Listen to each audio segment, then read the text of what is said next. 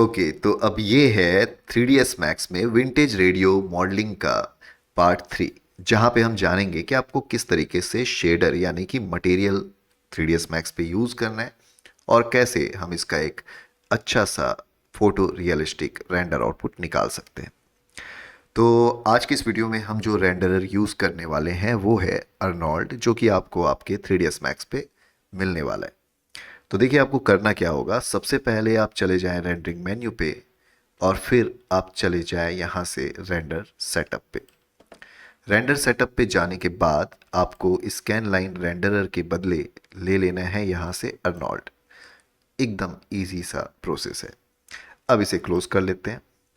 फिलहाल अभी मैं इसे रेंडर करूं तो आप देख सकते हैं अर्नोल्ड रेंडरर पे आपका मॉडल कुछ ऐसा दिखाई देगा। ओके, अभी मैं इसे क्लोज करता हूं और हम इस पे अब लाइटिंग देते हैं अर्नोल्ड की। तो इसके लिए आपको जाना होगा क्रिएट पैनल पे, लाइट के सेक्शन पे, और यहाँ से आपको लेना होगा अर्नोल्ड का ऑप्शन। यहाँ पे आप देख सकते हैं अर्नोल्ड लाइट का ऑप्शन अवेलेबल है। क्लिक कर दें इस पे और यहाँ से जो शेप है या एमिट लाइट फ्रॉम है, यहाँ से मैं सेलेक्ट कर रहा हूँ स्काई डोम। ओके, अब सिंपल है, आपको इस स्काई डोम को इस तरीके से ला करके व्यू पोर्ट पे रख देना है।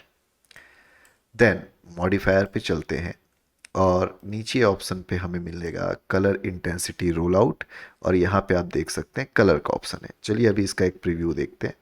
तो रेंडर करने पे हमारा मॉडल कुछ ऐसा दिखाई दे रहा है। ओके, अभी इसे मैं क्लोज करता हूँ और अगर मैं प्रीसेट यूज़ करूँ तो आप देख सकते हैं यहाँ पे डिफरेंट डिफरेंट प्रीसेट्स हैं लाइट पे, और इनको यूज़ करके अगर हम इसका एक रेंडर प्रीव्यू देखना चाहें तो आप देख सकते हैं ये आपको कुछ ऐसा दिखाई दे रहा है। इसके अलावा अगर आप अर्नोल्ड यूज़ कर रहे हैं तो आप अर्नोल्ड पे जीपीयू के थ्रू भी रेंडर कर सकते हैं। तो मैंने ले लिया अर्नोल्ड मेन्यू और यहाँ से अर्नोल्ड रेंडर व्यू। उसके बाद मैंने यहाँ से प्रीव्यू ऑन किया तो आप देख सकते हैं कि यहाँ पे ये इसका एक छोटा सा प्रीव्यू शो कर रहा है। अब अगर मैं चेंज करते जाऊँ तो आप देख सकते हैं रियल टाइम पे इस पे चेंजेस होते हुए आपको दिखाई देंगे। जैसे अभी हमने HID सिरेमिक लिया, यहाँ पे HID सिरेमिक MH ले लिया, and then HID quartz MH लिया हमने, और यहाँ पे मेटल का ऑप्शन है, ये लेके देखते हैं। तो अब देखिए हर बार ये प्रीसेट चेंज करने से रेंडर के क्वालिटी पे कई सारे डिफरेंसेस आपको देखने को मिलेंगे। ओके, तो इन सारे को आप चेक करके देखें। उसके बाद आता है केल्विन, जहाँ से अगर आप चाहें तो वैल्यूज़ को अगर आप कम करते हैं, केल्विन मीन्स टेम्परेचर पे हम बात कर रहे हैं, तो यहाँ से आप देखें अगर मैं इसको दे देता हूँ यहाँ से 2000, तो आप देखिए ये ऑरेंज कलर की तरफ चला गया, और अगर मैं इसको यहाँ से 7000 कर दूँ तो ये ब्लू और वाइट कलर की तरफ चला गया। इसके अलावा यहाँ पे टेक्सचर का ऑप्शन है, और टेक्सचर ऑप्शन का यूज़ करके आप नो मैप पे क्लिक करें, आप यहाँ से एक्सेस कर सकते हैं HDRI। तो ये मैंने HDRI टाइप किया और HDRI एनवायरनमेंट लिया। यहाँ पे आपको कई सारे HDRI फाइल दिखेंगे। अभी के लिए मैं यहाँ से एक कॉम्बिनेशन रूम लेकर के चल रहा हूँ। जैसे ही आप ये लेंगे, देखिए आप HDRI बैकग्राउंड मैप पे आ चुका है और हमारा मॉडल रेंडर पे कुछ ऐसा दिखाई दे रहा है। यहाँ पे जो लाइट जनरेट हो रही है वो हमारे HDRI मैप की वजह से है। अब चलिए इस पे थोड़ा मटेरियल पे काम करते हैं। तो सिंपल है, मैंने इसको सेलेक्ट किया, M प्रेस किया, और यहाँ पे आप देख सकते हैं मैंने कुछ मटेरियल बना के रखे हैं। वैसे मैं आपके सामने वापस से ये सारे मटेरियल बनाने वाला हूँ। तो सबसे पहले तो मैंने मटेरियल का एक स्लॉट सेलेक्ट किया। यहाँ पे अगर आप फिजिकल मटेरियल देख रहे हैं, इसका मतलब ये अर्नोल्ड का ही मटेरियल है। तो इसे मैंने यहाँ पे से अप्लाई कर दिया इस ऑब्जेक्ट पे, और यहाँ पे आप देखेंगे तो बेसिक पैरामीटर्स में बेस कलर एंड रिफ्लेक्शन का ऑप्शन है। तो मैंने यहाँ से बेस कलर को चेंज करना है, और यहाँ से आप देख सकते हैं थोड़ा सा मैंने वुडन की तरह कलर दिया, और रियल टाइम में आपको उसका एक प्रीव्यू देखने को मिल सकता है।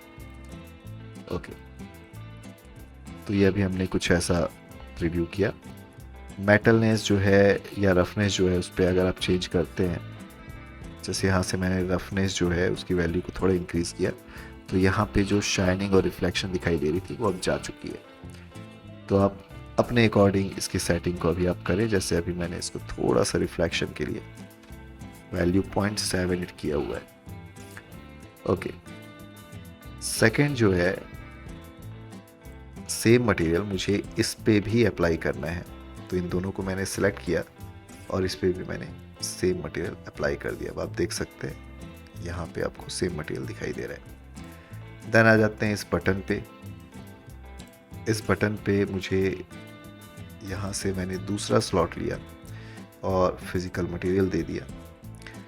बेस कलर जो है वो मैं यहाँ से थोड़ा येलोइश कलर देता हूँ इसको।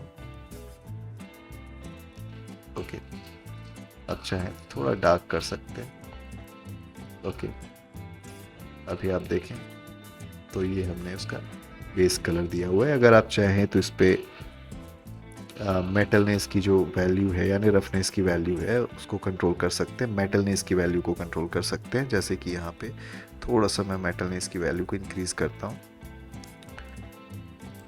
अब देखेंगे उस पर अभी शाइनिंग भी आने लगी कि it look like metal. Okay, इस पे आप देखें तो रिफ्लेक्शन भी आपको दिखाई दे रहा है। अब यहाँ पे ये जो पार्ट है इसको हमने अलग मॉडल किया था, तो इसके लिए मैं टेक्सचर यूज़ करने वाला हूँ। मैंने एक अगला स्लॉट लिया, फिजिकल मटेरियल अप्लाई कर दिया। अब अगर आपको मैप चाहिए तो बेस कलर रिफ्लेक्शन में यहाँ पे click to pick a map, और यहाँ पे से आके हम ले लेते हैं बिट मैप। तो ये BIT जैसे ही आप टाइप करेंगे बिट मैप का ऑप्शन मिल जाएगा। बिट मैप पे डबल क्लिक करके मैं यहाँ पे अपने फोल्डर पे आ जाता हूँ।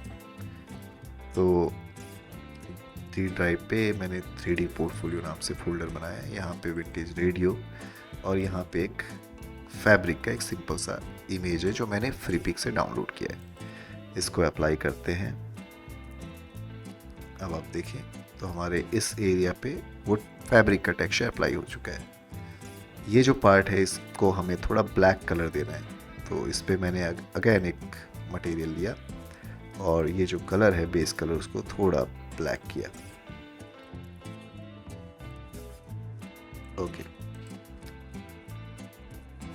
देन ये जो पोर्शन है इस पे भी मैं ब्राउन कलर ऐड कर देता हूँ। ओके, तो फिलहाल अभी हमारा जो मॉडल है वो कुछ ऐसा दिखाई दे रहा है।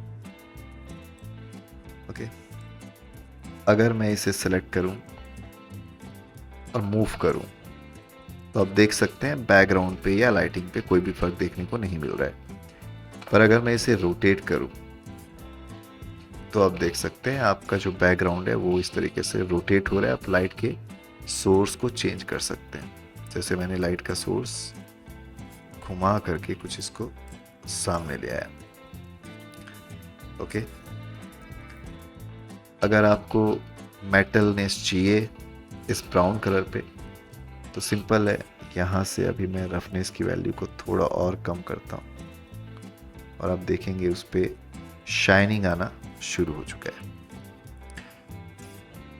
ओके, अगर आप चाहें तो इसमें और भी ज़्यादा लाइटनिंग दे सकते हैं, और लाइटिंग देने के लिए आपके पास यहाँ पे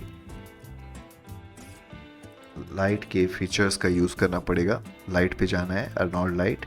यहाँ पे इस बार मैंने स्काई डोम के बदले यूज़ करने वाला हूँ मैं ओके स्पॉटलाइट यूज़ कर सकता हूँ, क्वाड लाइट यूज़ कर सकता हूँ। तो चलिए मैंने क्वाड लाइट यूज़ किया और अभी आप देख सकते हैं कि यहाँ पे एक लाइट का सोर्स दिखने लगा। इसको मूव करते हैं ऊपर की तरफ। ओके, और टॉप व्यू पे आके मैंने लाइट को इधर सेट कर दिया। ओके, मॉडिफायर पे चलते हैं। आप चाहें तो लाइट के कलर्स को चेंज कर सकते हैं, लाइट के मल्टीप्लायर यानी कि इंटेंसिटी को आप चेंज कर सकते हैं। अभी फ़िलहाल मैंने कलर ले लिया और यहाँ से आप चाहें तो लाइट के कलर को कुछ ऐसा चेंज कर सकते हैं। ओके, ये इंटेंसिटी है। अभी आप देखें तो तो ये लाइट की इंटेंसिटी इस डायरेक्शन पे लाइट है हमारी। अगर मैं इसके डायरेक्शन को बदल दूं, इस तरफ रखूं, तो आप देखेंगे लाइट कुछ इस तरीके से आपको दिखाई दे रही है। अब ये जो लाइट का इंटेंसिटी है इसको मैं थोड़ा कम करता हूँ, तो आप देखेंगे अभी उस लाइट का इफेक्ट आपको थोड़ा कम दिखाई दे रहा है।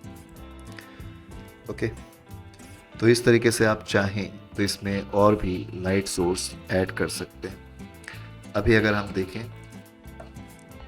तो हमारा मॉडल कुछ ऐसा दिखाई दे रहा है। अभी इस एरिया पे जो हमारा टेक्सचर है वो थोड़ा खींचा हुआ दिखाई दे रहा है। इसके पीछे वजह ये है कि हमने मैप तो अप्लाई कर दिया, बट हमने इस पर UVW मैपिंग नहीं की। तो मॉडिफायर लिस्ट पे जाके आपको देना होगा U प्रेस करके UVW मैप, और सिंपल है, बॉक्स ले लें आप और यहाँ से फिट कर दें। अभी अगर हम देखें प्रीव्यू को, तो उसके लिए वापस चलते हैं अर्नोल्ड पे, अर्नोल्ड रेंडर प्रीव्यू, और वापस एक बार प्रीव्यू देखते हैं। तो आप देखेंगे कि अब वो जो जिस पे हमने UVW मैप दिया है वो टेक्सचर अभी प्रॉपर आ चुका है, जो पहले खिंचा हुआ दिखाई दे रहा था। ओके, तो ये है सिंपल सा एक सेटअप जिसमें हमने अर्नोल्ड का यूज़ किया। अगर हम इसी में थोड़ा पीछे देखें,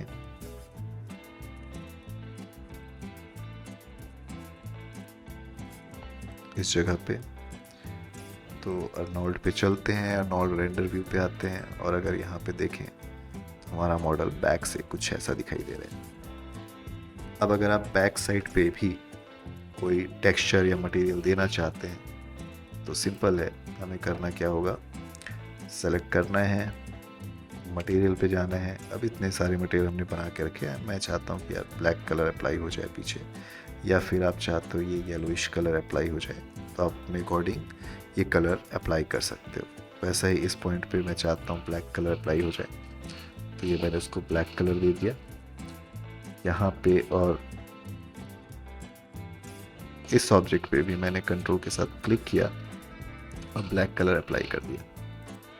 ओके, तो अभी आप देखेंगे कि हमारा जो रेंडर है उसमें आपको पीछे की तरफ भी मटेरियल देखने को मिल रहा है। तो ये था सिंपल सा मेथड जिसका यूज़ करके आप अर्नोल्ड से या 3ds Max पे प्रॉपर अपने मॉडल का रेंडर आउटपुट निकाल सकते हैं। वैसे आपको बता दूं कि अर्नोल्ड रेंडरर बहुत ही पावरफुल रेंडरर है, और इसका यूज़ करके आप बिल्कुल फोटो रियलिस्टिक आउटपुट जनरेट कर सकते हो अपने 3D मॉडल का। तो आज के लिए इस वीडियो पे बस इतना ही। मैं आपसे मिलता हूँ नए वीडियो के साथ, तब तक के लिए लेते रहें VFX वाला ज्ञान। और अगर आप इस वीडियो को कंप्लीट करते हैं तो मुझे कमेंट करके बताना ना भूलें, और आप चाहें तो मेरे मेल आईडी पे आप अपने वर्क को मेल भी कर सकते हैं, मुझे अच्छा लगेगा वो देख करके। तो वीडियो को कर दें लाइक, और मिलते हैं अगले वीडियो पे, तब तक के लिए लेते रहें VFX वाला ज्ञान। धन्यवाद।